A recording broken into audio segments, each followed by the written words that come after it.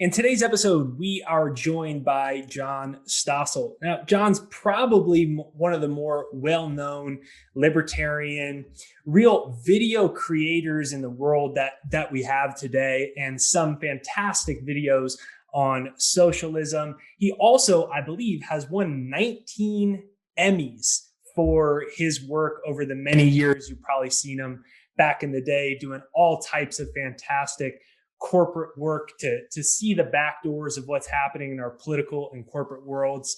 And so if you enjoyed this video, make sure you hit the like button on this side or this side. We'll link to John's YouTube channel right there down below with some of my favorite clips as well. And it's nice to meet you, John. And you too.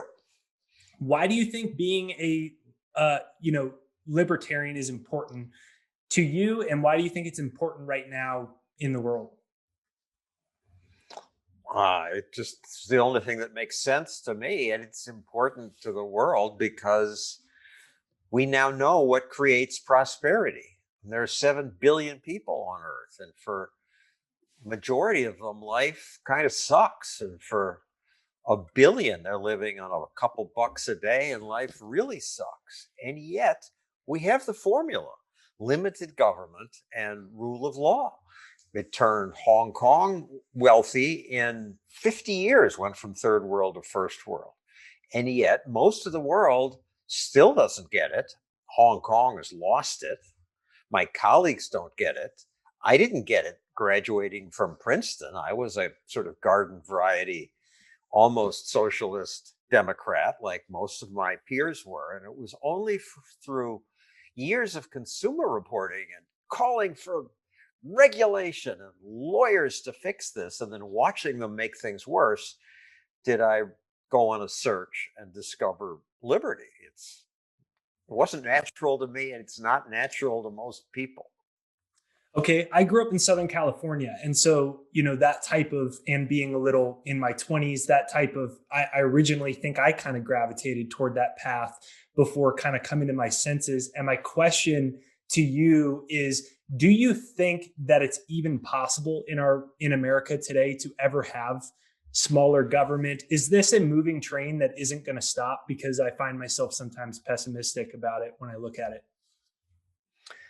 I fear it is. And I'm naturally pessimistic. But I've also watched over the years, as government got bigger and stupid things happened, that in general, life got better for most people. So fortunately, so far, the animal spirits of capitalism have grown in pace with growing government. But it's very hard to fight that. Bill Clinton once said, the era of big government is over. And he didn't really mean it. At least he got the concept. Today, it never shrank. And today it's back in spades. Tell me some of your most popular videos on YouTube, at least. Obviously, you've had many on mainstream shows, but is about socialism and the myths around socialism. I mean, a lot of your videos that I found that have a lot of views. Tell me some of these common myths that you think are important right now.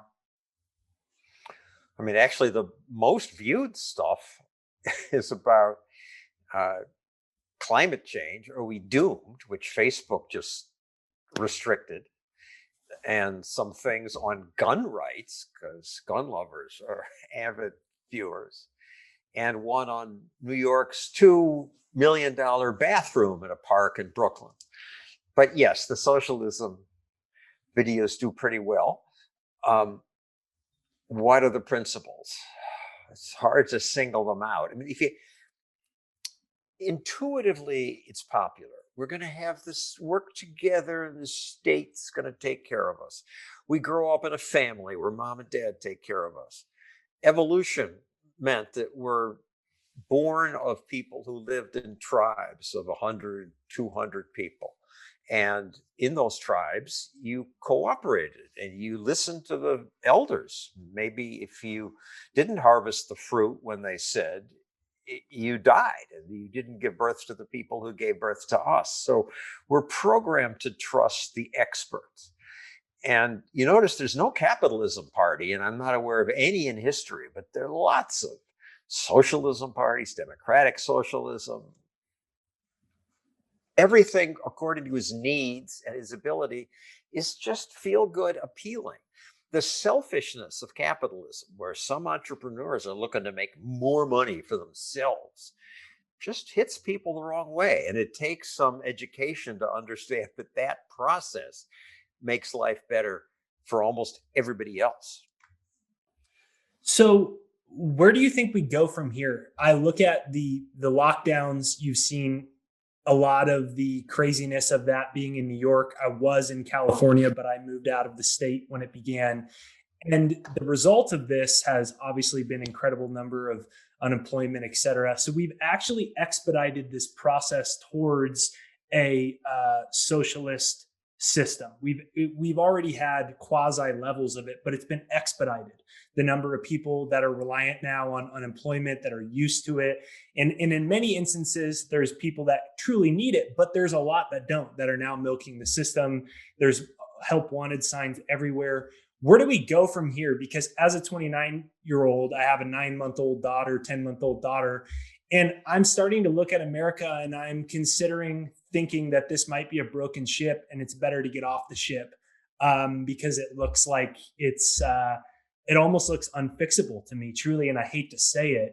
And I'm wondering, as someone that I look up to, you're kind of like an unofficial mentor. How do you think we correct this ship, or where do we go to avoid this further move towards this type of bigger government control system? I don't know. I'm trying Yeah, all I I can get it. with my weekly videos, trying to convince people, but I can barely convince my wife, and I can't convince my daughter. It's just not intuitive to people. And when you moved from California, where'd you go? What state are you in now? I'm in southern Utah, where All everything's right, been well, open that's the whole certainly time. And better. no mask mandates anywhere. Nobody has them on anywhere. Never had them. Everything's been open the whole time. No one lost their jobs down here. I'm just puzzled by, you have these high unemployment in California, New Jersey, and New York, these crackdowns. You have less, almost no crackdown in Texas, Florida, and there's no more COVID there. You'd think people would notice that and would resent it. But the people who are wearing the mask, I mean, nobody gives a shit in those states, it seems. No, nobody's outraged. It's only those of us who are not part of that who are outraged. And the country, sadly, is increasingly divided into these two different camps. You get a different experience in Utah than you did in California. And social media makes it worse because the algorithm just feeds us confirmation bias, confirming what we already believe. And I think people learn. Eventually, something new will develop that gives us both sides or all sides. And we'll come out of this, because all through history, unless tyrants ruled, things got better. And I have to believe that people like their freedom to take an Uber. And I mean, just Uber by itself, well, I stumble across that. It's such a good example, because the politicians, if they were in control, would never have allowed it. What, we have rules for the taxi drivers and all kinds of safety precautions, make sure they don't rip you off. And here this company just pops in there, but they didn't ask government for permission. They just did it. If you you can't build a chemical plant, because then you have to get permission. But if you're a web app, at least you can experiment. And by the time the politicians woke up and noticed, and the regulators were ready to snuff it out, they had enough customers that they could fight back. Did the politicians learn from that? No. But we continue to see successes along with the stupidity. So I like what you said there, and it kind of reminds me of some of the self-reliance type of philosophies that I think I've learned from some type of libertarian books that I've read. And I want to shift the subject, given that I don't have that much time with you, and you're a very interesting, high achieving person, and I want to extract some of that for the audience here, because I always say all these things are happening. What can I control?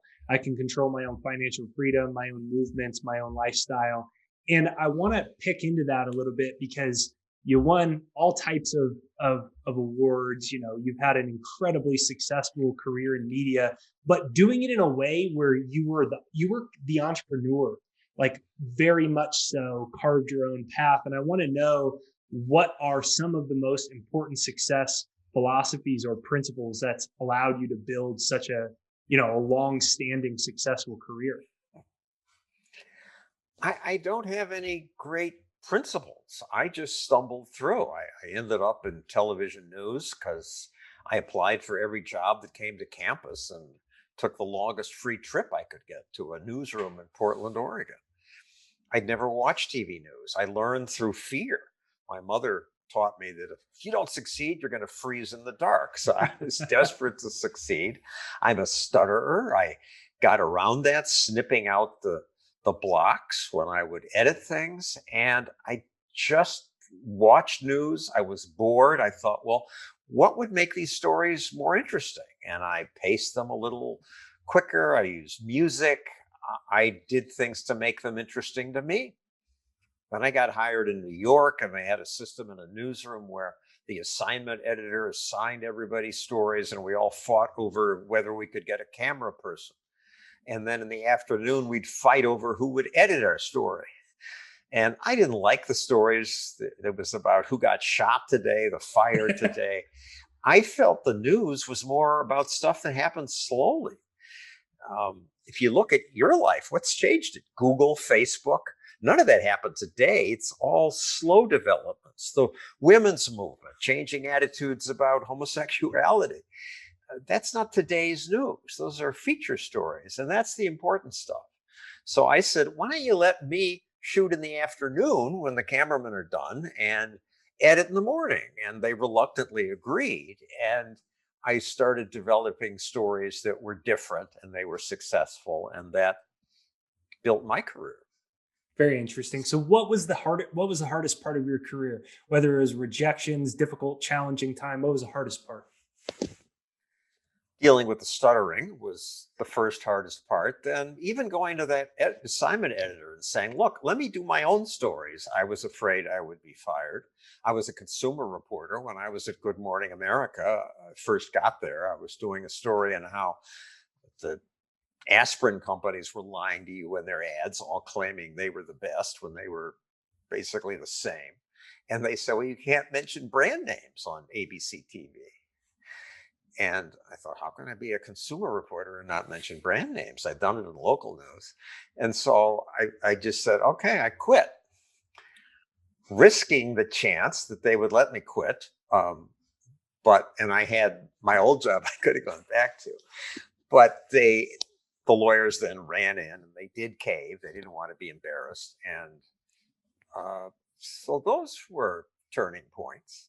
And then again, at fighting at ABC, once I became a libertarian, they didn't want to do those stories, and fighting to get them on. And then two producers quit before they would work on a show called Are We Scaring Ourselves to Death? Where I wanted to point out that all the hype we consumer reporters do are scaring people about the wrong things. Because if you're obsessed about lawn chemicals, maybe you don't think about the danger of driving at night in the rain.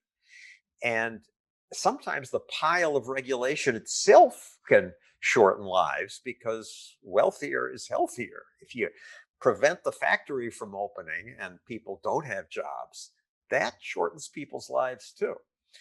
And these leftist producers, as most were said, this isn't journalism, this is conservative ideology. And they quit. And to my shock, ABC said, well, we don't agree with you. It's an argument that deserves to be heard. And they let me go ahead with that special. It got good ratings. And then I got more specials. And that gave me a career in television. Yeah, I was thinking that it had to be interesting once you kind of shifted to this more, I guess, less government mindset when you go to the libertarian philosophy, how that affected the higher ups, doing essentially political types of shows. And I wonder, you gave us a little bit of insight of some of the increased friction that happened. How were you able to keep finding your ways in the mainstream with, I would imagine, so much resistance as you kind of had such a unique mindset that developed. It wasn't easy. It was lonely. Because people would look at me funny. The late Peter Jennings, when he saw me in the hall, would go look away, and like I'd embarrassed ABC News in his mind. And eventually I left because it just was like pushing strings so much of the time that they would fight me on those things. He really looked at you like that? He wouldn't look at me. He Wow. just was disgusted by my mere presence. Okay, so to wrap up here, let me ask you a final question. How do you find the strength or the courage to walk your own path, to feel lonely, to feel like you're alone in whatever it is, whether it's a dream, it's a mindset, it's a new business, it's a philosophy? How do you keep going in that? I have no lessons on that. It was just something I had to do. Once I learned about libertarianism, started reading Reason magazine, and thought, oh my God, yes. I mean, the conservative, I first looked at the conservative philosophy, and they seemed to want to police the world and police bedrooms. It didn't make sense to me. I found Reason magazine, and oh yes, an epiphany. And if I just explain this to people, they'll get it. But they don't. But I keep trying. Well, I have one son over there, and he got it. He started to figure it out, and he gets it. But my daughter and wife don't get it. And I bet most of your followers are male. I don't know. It's the male brain is more open to this kind of analytical, less emotional stuff. So I didn't really answer your question, but No, it's very interesting. You're a very unique person, and you've created a pretty unique path in life. And so, rather than just hearing about some of your philosophies, which we hear in a lot of, your work, your videos, your interviews, I wanted to just kind of, I wanted to peel that back a little bit more. I think it's an amazing story. Well, good to talk to you, Jake, and I wish you the best of luck. All right, last question is, what's one thing you're grateful for or excited about right now in your life? Well, I'm very grateful for that same person over there. I'm grateful that I saved money all my life, and I now have enough to hibernate, to survive hiding from COVID, because I'm 74, so I could have been a target. I'm grateful for beach volleyball and that I can still play it. So you're a money saver. Yeah, my mother said you're going to freeze in the dark. So even when I was making only $6,000 a year, I always saved money every month, put it in an index fund. And now I don't have to worry. It feels good. Thank you, John Stossel. Ladies and gentlemen, we'll link his YouTube. If you don't follow him, right there down below, go ahead, subscribe. Let him know you found us here from the video today. Hit the like button on either side to send this out into the YouTube universe so more people see it. And we want to thank you, John.